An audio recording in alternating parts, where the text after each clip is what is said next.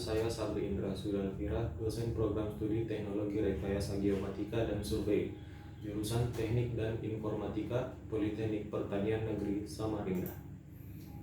Pada kesempatan ini, saya akan menyampaikan pernyataan diri dosen dalam unjuk kerja Tridharma Perguruan Tinggi Unsur Pengajaran.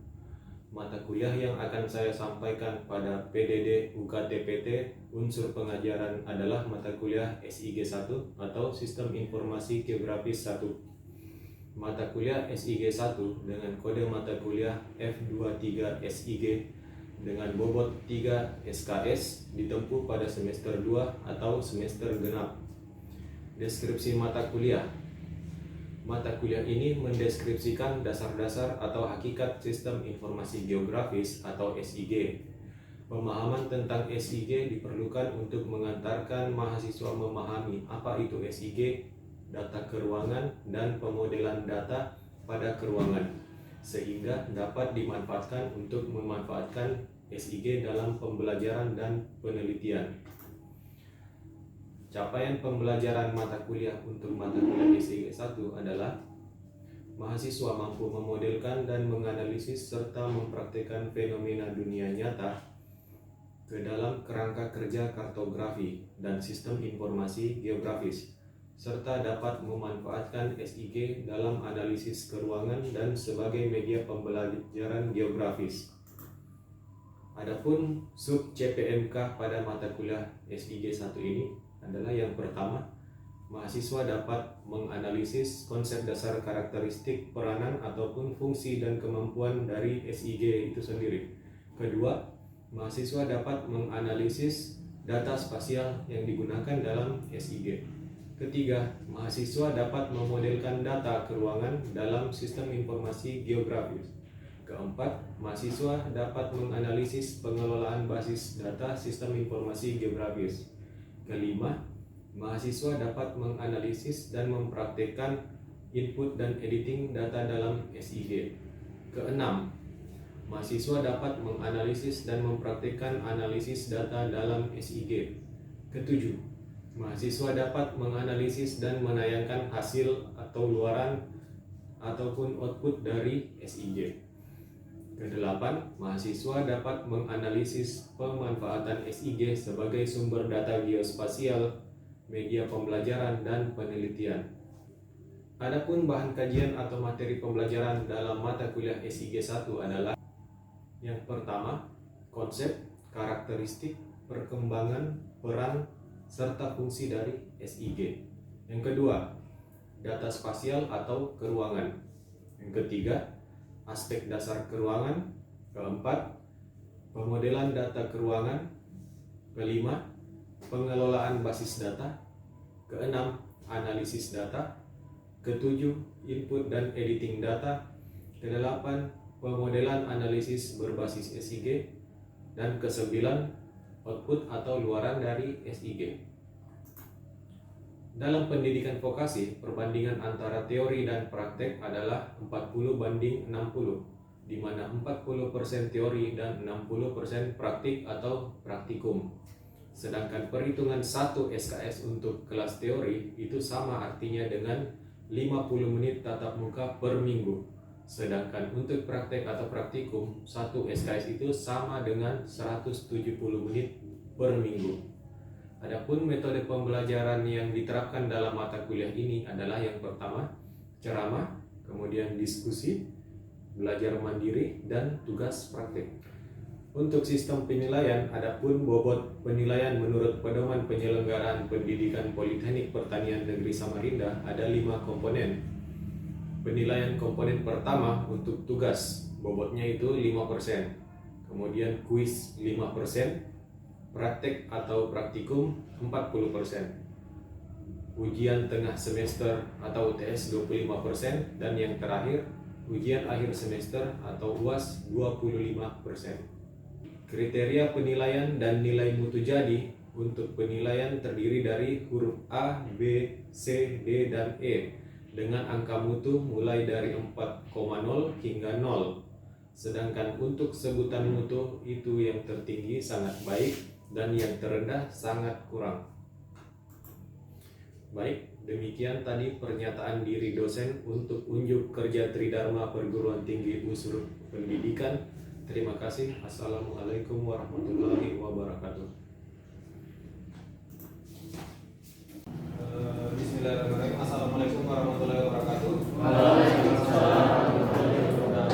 Selamat pagi semuanya. Pagi. Oke, kita lanjut bahasan mata kuliah kita pada pagi hari ini, yaitu dalam mata kuliah Sistem Informasi Geografis 1.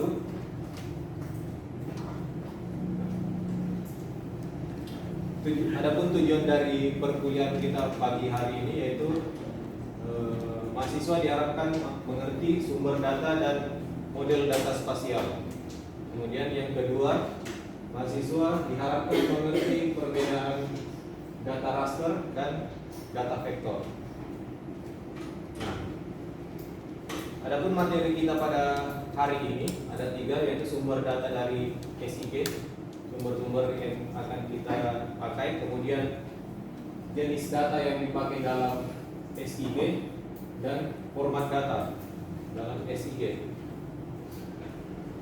Nah, sebagai pengingat materi-materi di pertemuan sebelumnya, kita sudah membahas tentang proses atau cara kerja dari SIG itu seperti apa. Jadi di dalam SIG itu terjadi proses ya, proses mengelola, menyimpan dan mengolah data. Data apa? Data spasial. Ya betul, data spasial atau data yang bereferensi ke ruangan. Nah, sebagai pendahuluan dan sebagai pengingat juga, data yang dipakai di SIG itu adalah data spasial. Kemudian data spasial itu menjelaskan fenomena geografis yang ada di bumi atau di sekitar kita. Oke? Kemudian lanjut. Sumber data spasial. Secara umum saya membaginya jadi 4. Ya, yang pertama itu dari citra satelit yang seperti kalian sudah ketahui juga atau sudah kalian dapatkan di mata kuliah yang lain, mungkin mata kuliah penginderaan jauh atau dasar pemetaan digital. Salah satu data yang kita gunakan dalam ilmu spasial yaitu citra satelit. Jadi hasil perekaman satelit, baik itu Landsat atau apapun yang kalian butuhkan, itu bisa dilakukan pengolahan data dalam ruang SIG ya, sesuai dengan kebutuhan yang kita inginkan. Nah, kemudian sumber data berikutnya yaitu peta analog. Ada yang paham peta analog itu yang seperti apa? Peta yang sudah dicetak. Peta cetak. Betul. Pernah lihat buku atlas? Nah, di dalamnya ada banyak peta kan? Pernah lihat peta-peta di dalam ruang kelas? Peta Indonesia, peta Kalimantan yang sudah dicetak? Pernah ya? Ya, jadi itu namanya semua peta analog dan itu bisa menjadi salah satu sumber data dari SIG. Kemudian yang paling ngetren pada saat ini yaitu foto udara. Tapi ini bukan teknologi baru sebenarnya. Foto udara sudah dipakai mungkin dari tahun 70-an sudah dipakai. Hanya wahananya saja yang berbeda-beda. Kalau pada zaman dulu mungkin pengambilan data foto udara itu masih tergolong susah ya dan mahal karena menggunakan pesawat betulan. Kita harus charter pesawat dan memasang kamera untuk mengambil data permukaan atau gambar. Tapi pada saat ini kita sudah bisa menggunakan pesawat tanpa awak atau yang dikenal juga dengan drone. Betul. Kemudian ada yang disebut dengan data tabular. Data tabular ini adalah data atribut pelengkap dari data-data yang sudah ada. Ya. Kemudian kalau dibedakan berdasarkan jenisnya, jenis data dalam SIG itu ada 2. Ada data raster dan data vektor. Ya, kalau berdasarkan cirinya, ciri-ciri data raster itu seperti apa? Tadi sudah sempat disinggung sedikit, data raster itu digunakan untuk merepresentasikan citra atau gambar. Ini mencakup citra satelit, radar, kontur, dan sebagainya. Jadi data raster itu kalau cirinya dia biasanya berbentuk gambar atau image, ya, baik itu hasil perekaman satelit ataupun foto udara. Bahkan hasil perekaman dari kamera biasa itu bisa dijadikan sumber data raster, ya. Tetapi tentunya informasi yang ditawarkan itu tidak selengkap dari yang direkam oleh satelit.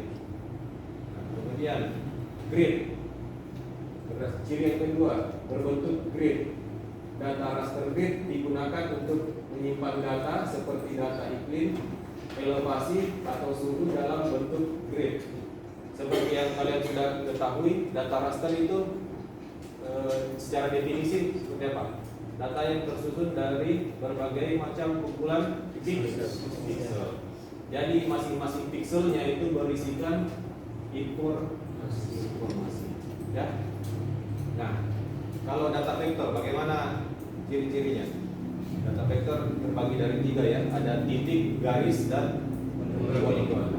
Atau point, line, dan poligon. Kalau point dia merepresentasikan sebuah lokasi tunggal dengan koordinat tertentu. Nah, kalau yang kedua itu ada garis, data garis atau line, dia menggambarkan entitas linear seperti jaringan jalan, kemudian sungai ataupun batas-batas administrasi. Yang ketiga ada poligon. Poligon itu digunakan untuk merepresentasikan area tertutup atau zona administratif, ya, seperti batas negara, zona tanah. Yang pasti poligon dia berbentuk area. Oke, ada pertanyaan sampai di sini? Ya. Oke, Salih. Untuk data raster sama data vektor itu cara bedakan penampakannya gimana, Pak? Nah, bagaimana cara membedakan kedua data tersebut berdasarkan kenampakannya? Oke, kalau berdasarkan kenampakannya, data vektor dan data raster, kita bisa lihat gambar yang di bawah itu adalah kenampakannya di kehidupan nyata atau di realnya. Kalau digambarkan secara raster, dia modelnya seperti di layer, kedua layer ini, ya. Jadi kalau raster dia pastinya berbentuk dari berbagai macam pixel. Nah, kalau umpama kalian punya data raster baik itu dari foto ataupun dari citra satelit, ketika di zoom itu pasti akan kelihatan pixelnya, ya, kelihatan kotak-kotak yang saling berhubungan. Nah, itu kalau raster. Sementara kalau vektor, dia itu berisikan 3 yang tadi, ada titik, garis, dan poligon. Nah, seperti itu. Tentunya kedua jenis data ini masing-masing memiliki informasi yang terkandung di dalamnya, baik itu koordinat ataupun informasi atribut-atribut pendukung yang lainnya. Kemudian model data raster, seperti yang tadi sudah disebutkan juga, model data raster itu mempunyai struktur data yang tersusun dalam bentuk matriks atau pixel.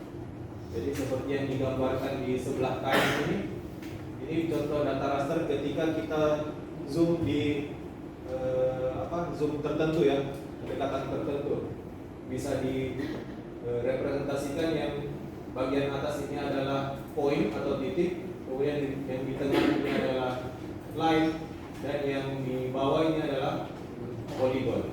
Nah, kemudian setiap pixel memiliki nilai tertentu. dan memiliki atribut tersendiri. Jadi satu pixel dan pixel yang lainnya itu informasi yang terkandung di dalamnya itu beda-beda. Ya, jadi bukan hanya koordinatnya saja yang berbeda, tapi ada atribut-atribut lainnya yang berbeda juga. Kemudian tingkat keakurasian model ini sangat tergantung pada ukuran pixel yang atau biasa disebut dengan resolusi.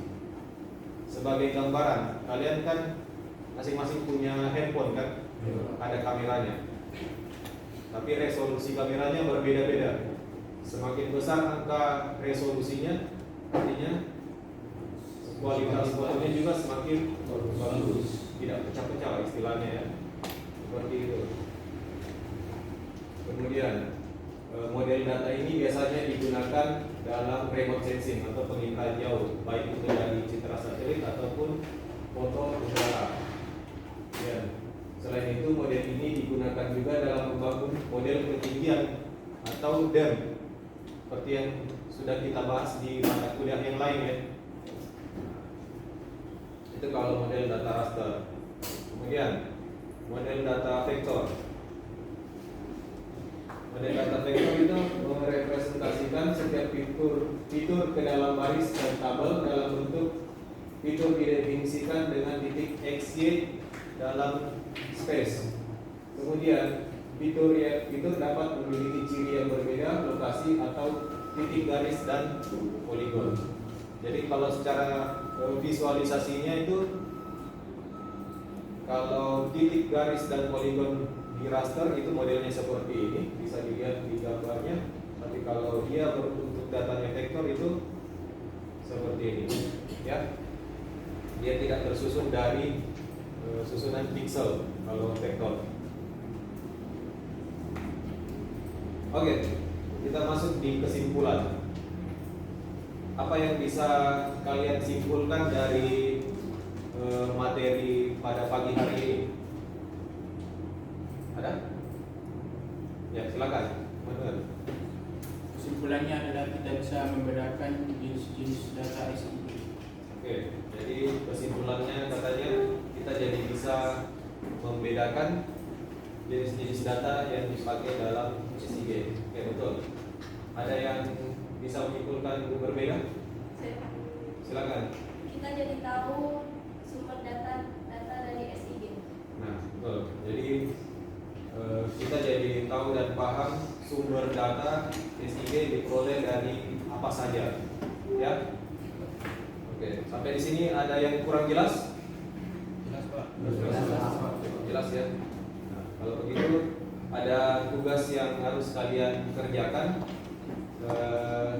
Tugasnya itu mereview jurnal atau paper ilmiah tentang SIG. Kemudian setelah kalian dapatkan itu, jelaskan model data raster dan vektor yang digunakan dalam paper tersebut. Nah, tugasnya itu bersifat individual dan dikumpulkan pada pertemuan berikutnya. Oke?